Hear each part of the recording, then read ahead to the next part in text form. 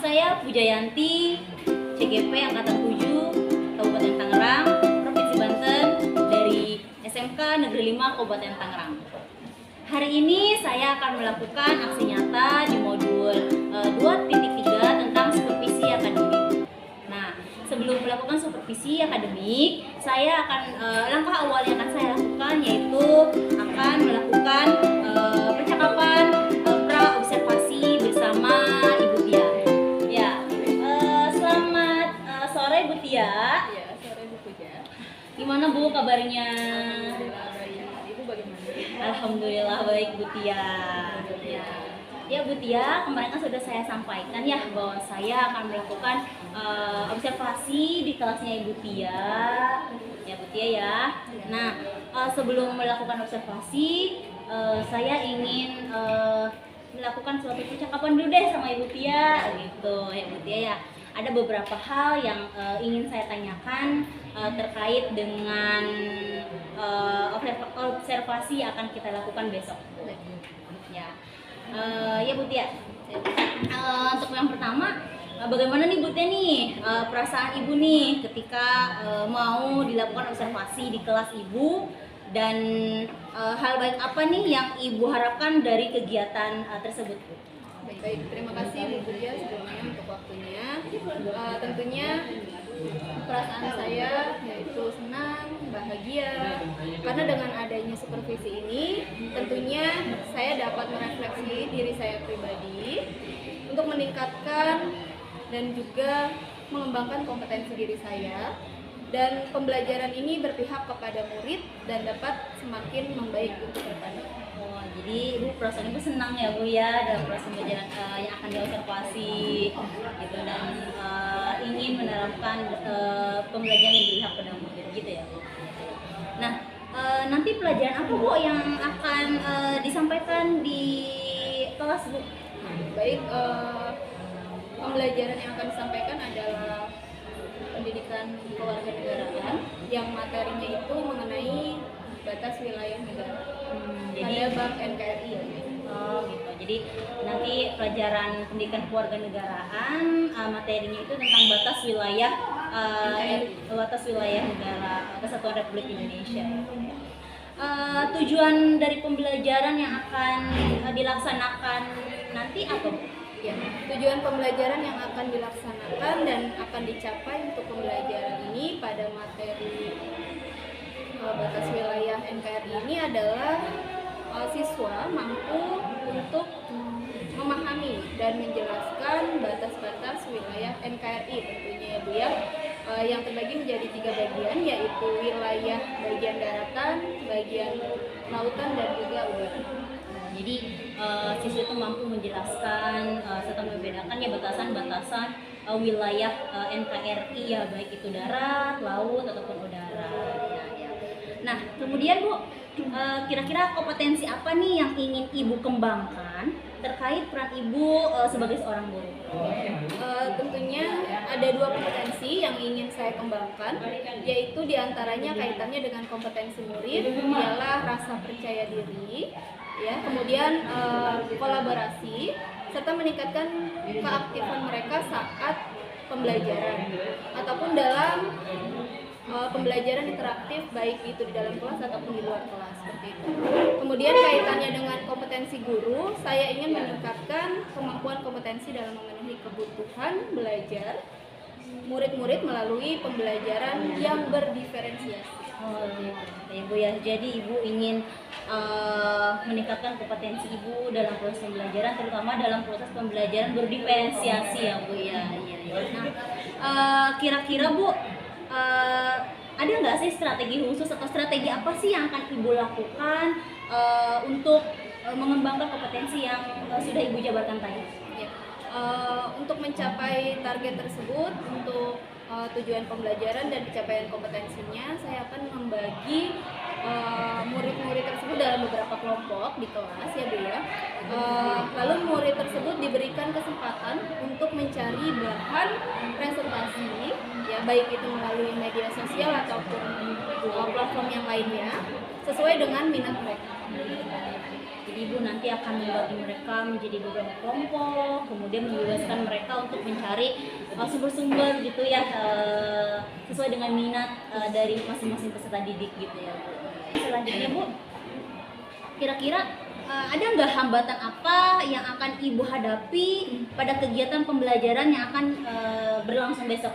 Ya, tentunya tantangannya sih untuk mata pelajaran pendidikan kewarganegaraan ini karena sifatnya di sini berupa materi-materi yang lebih banyak narasi ya Bu ya.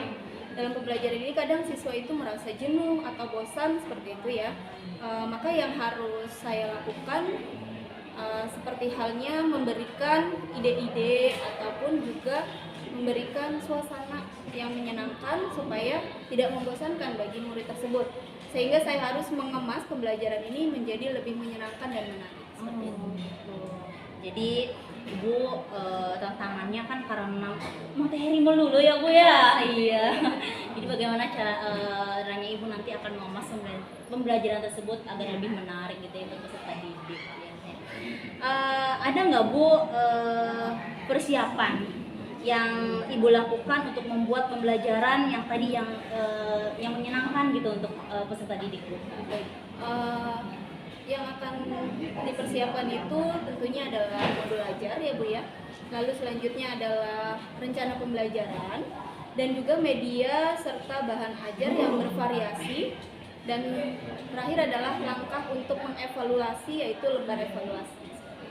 Jadi Ibu mempersiapkan media pembelajaran yang beragam, kemudian sudah mempersiapkan tadi ajar beserta PP-nya di dalamnya, ya serta lembar evaluasinya. Baik, kemudian apa indikator keberhasilan atau ketercapaian dari proses pembelajaran yang akan dilakukan Bu? Baik, indikator ketercapaian itu apabila strategi atau metode pembelajaran yang saya terapkan di kelas mampu dan sesuai dengan tujuan pembelajaran yang ingin saya capai, tentunya sesuai dengan tujuan awal seperti itu Bu. Jadi indikator ketercapaiannya apabila materinya itu tersampaikan dengan baik, sesuai dengan tujuan pembelajaran yang ingin dicapai ya Bu ya.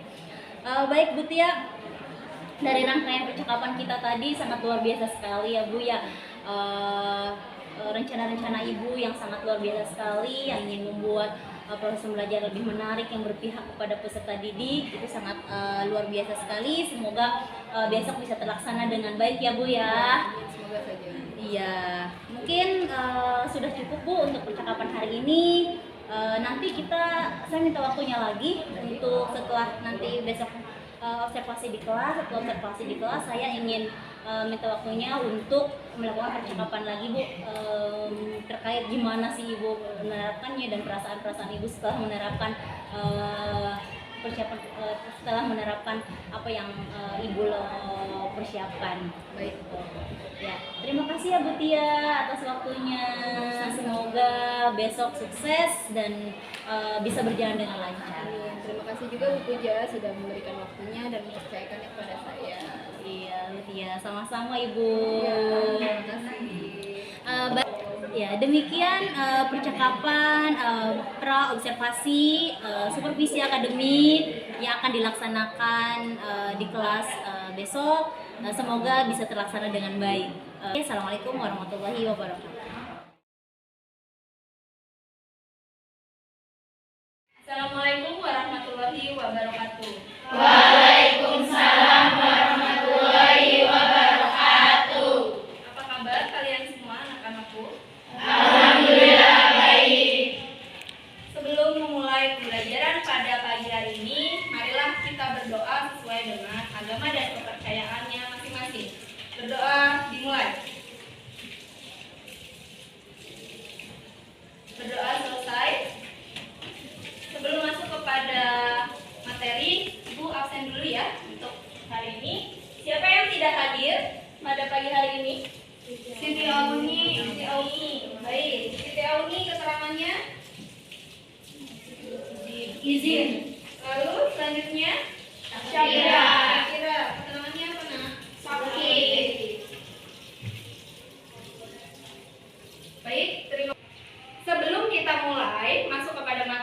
dan presentasi, marilah kita merelaksasi dengan cara bernyanyi lagu Profil Pelajar Pancasila.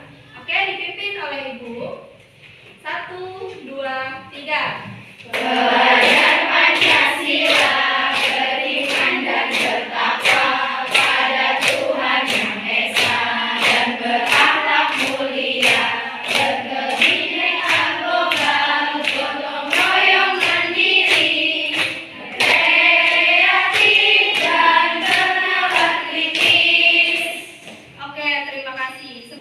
Ibu akan menyampaikan tujuan pembelajaran pada hari ini. Tujuannya itu adalah agar peserta didik mampu memahami dan mendeskripsikan serta menjelaskan batasan-batasan wilayah yang ada di NKRI, baik berupa batas wilayah daratan, batas wilayah lautan, dan juga batas wilayah udara. Minggu lalu sudah dijelaskan, ya, di mana batas wilayah NKRI terbagi menjadi tiga, yaitu diantaranya ada batas wilayah daratan, lalu yang kedua batas wilayah laut, dan yang ketiga batas udara. Maka dari itu pagi hari ini kita akan mempresentasikan batas wilayah daratan, lautan, dan udara tersebut. Kelompok 1, batas wilayah daratan oleh kelompok dari Mariana, ya. Lalu kelompok 2, batas wilayah lautan, kelompok Alifa, ya. Lalu yang kelompok ketiga, batas wilayah udara, kelompok Gaisha. Oke, kita mulai untuk presentasi kelompok batas wilayah daratan terlebih dahulu. Kepada kelompok Mariana, Ibu persilakan untuk menyampaikan hasil presentasinya.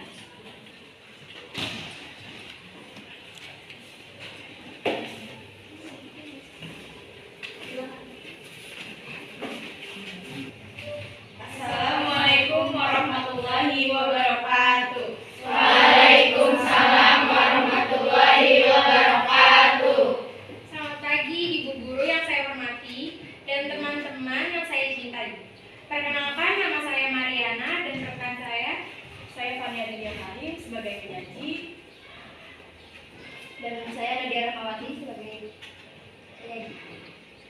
Kami akan mempresentasikan hasil belajar kami tentang perbatasan wilayah darat Indonesia. Karakteristik dari daratan Indonesia adalah memiliki relief yang beragam, memiliki banyak gunung, memiliki banyak tanah yang subur dan kaya akan proses daratan, memiliki lebih dari 17.000 pulau dengan garis pantai lebih dari 99.000 km.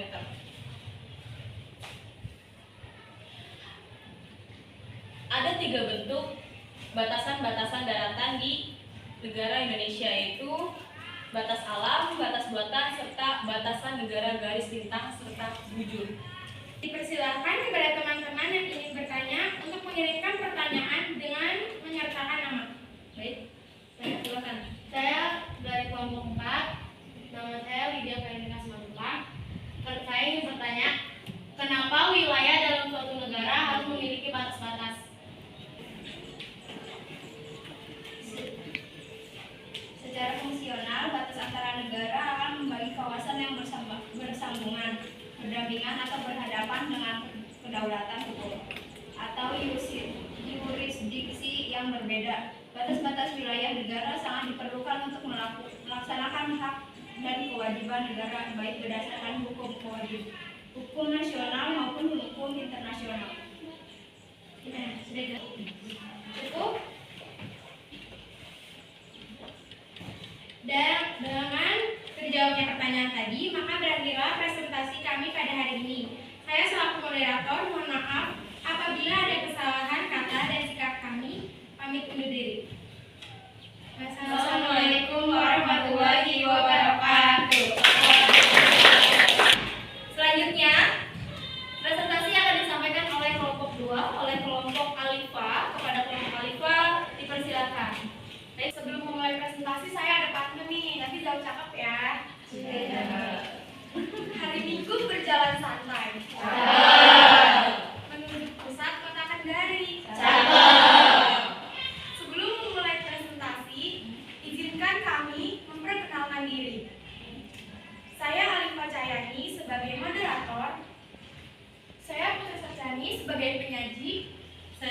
Fadila sebagai penyaji.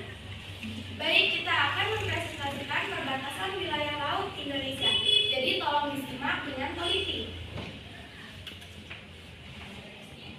Batas laut, landas kontinen, yang terakhir zona ekonomi eksklusif. Dan di sini ada peta yang mana laut teritorial merupakan wilayah laut dari bibir pantai sampai dengan lautan. Kemudian landasan kontinen berada di warna ungu dari permukaan laut sampai kedalaman. Dan yang terakhir zona ekonomi eksklusif merupakan batas laut dari lautan sebelumnya sampai ke arah palu lepas. Selanjutnya, ini ada gambar berwarna ungu. Silakan dijelaskan. Warna ungu merupakan perairan kepulauan dan pedalaman. Kemudian garis kuning serta biru merupakan laut wilayah 12 mm. Kemudian zona tambahan itu ditandai oleh garis kecil warna biru.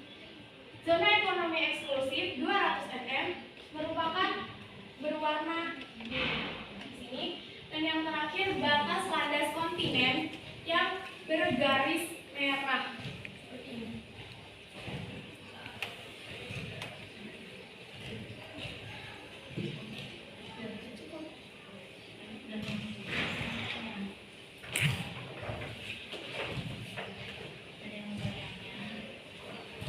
Di paparan tadi ada kesimpulan menarik bahwa ada positif dan negatif dari batas wilayah laut Indonesia. Silakan dari teman-teman, ada yang mau bertanya? Silakan, ada yang mau bertanya. Oke, silakan. Nama saya Lisa Natalia dari kelompok 1. Pentingkah menentukan batas-batas laut suatu negara? Terima kasih atas pertanyaannya. Dengan disepakatinya bahwa batas wilayah laut antar negara, banyak kegiatan dapat berjalan dengan baik, mulai dari perikanan, pariwisata, hingga ranah keilmuan. Diharapkan untuk kedepannya perbatasan wilayah laut Indonesia dengan negara tetangga sudah jelas semua dan bisa berdampak baik bagi Indonesia dan negara tetangga. Baik, jika tidak ada tambahan, mari kita akhiri pemaparan materi kali ini. Semoga apa yang disampaikan dapat bermanfaat. Terima kasih atas perhatiannya. Wassalamualaikum warahmatullahi wabarakatuh. Waalaikumsalam. Kita masuk kepada presentasi yang ketiga dari kelompok 3, yaitu mengenai batas wilayah udara Indonesia. Silakan kepada kelompok Lisa, dipersilakan. Nak.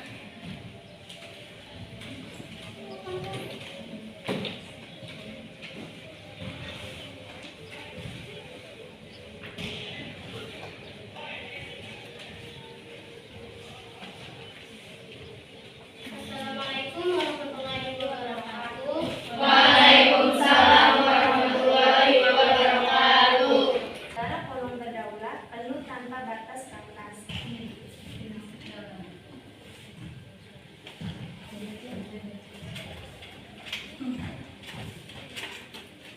Perbedaan batas vertikal dan horizontal. Batas udara vertikal, area udara 110 km dihitung dari konfigurasi ketinggian permukaan negara. Batas udara horizontal, luas negara yaitu 5.455.675 km. Menurut Federation Aurore Internasional, ini batas antara angkasa udara, angkasa luar berada di ketinggian 100 km, 62 mil di atas permukaan laut. Pertanyaan kedua dari Niken ya. Baik, nama saya Niken Kristi dari kelompok 4.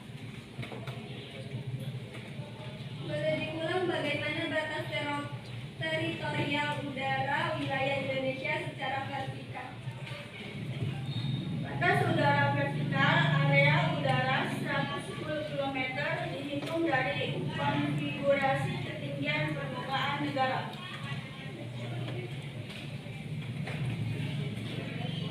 Bagaimana kira-kira puas teman-teman?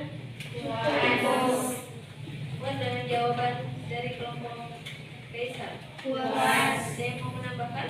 Tidak. Banyak Ibu rasa baik ya. Kalian semua cukup jelas dengan pemaparan yang tadi? Jelas. Ya, alhamdulillah kalau cukup jelas. Ibu sedikit atau Ibu ulas sedikit mengenai pemaparan yang tadi sudah dipaparkan oleh masing-masing kelompok dari teman-teman kalian, ya. Di mana batas wilayah daratan Indonesia terbagi atas terbagi atas 4 batas wilayah daratan, yaitu batas wilayah utara, lalu batas wilayah barat, lalu batas wilayah selatan, dan batas wilayah timur yang masing-masing ditandai dengan perbatasannya. Ya, di situ tadi sudah dijelaskan oleh kelompok 1. Bagaimana? Cukup jelas? Jelas. Baik. Lalu batas wilayah lautan. Nah, batas wilayah lautan ini tadi terbagi menjadi 3 bagian batas wilayah, yaitu ada batas wilayah zona ekonomi eksklusif. Lalu yang kedua zona landas kontinental, dan yang ketiga ada batas teritorial atau batas laut teritorial. Ya, cukup jelas dengan batasan lautan tadi. Cukup jelas. Alhamdulillah. Lanjut kepada batas wilayah udara, ya. Nah, batas wilayah udara terbagi atas wilayah teritorial udara, ya, tadi ya. Di mana batas wilayah udara itu melihat ya batasan daratan dan lautan Indonesia dari permukaan udara. Dicari nih batas ekstrateritorialnya di sebelah mana, ya, ditentukan. Ada ketinggian ataupun jarak tertentu dari masing-masing batasannya, seperti itu. Tadi sudah dijabarkan, cukup jelas tidak? Jelas. Kalau sudah cukup jelas, kira-kira ada pertanyaan yang ingin disampaikan kepada Ibu? Tidak. Tidak. Cukup jelas? Jelas. Baik, nanti ada evaluasi pada form penilaiannya masing-masing, ya. Baik. Setelah itu Ibu akhiri ya untuk presentasi pada pagi hari ini. Semoga pertemuan kita pada pagi hari ini memberikan ilmu yang bermanfaat, ya, dan juga bisa menjadi pembelajaran efektif bagi kalian semua serta mendapatkan ilmu yang bermanfaat yang bisa dijadikan bekal, ya, seperti itu. Oke, Ibu akhiri pembelajaran pada pagi hari ini. Kurang lebihnya Ibu mohon maaf. Billahi taufiq wal hidayah. Wassalamualaikum warahmatullahi wabarakatuh. Waalaikumsalam warahmatullahi wabarakatuh.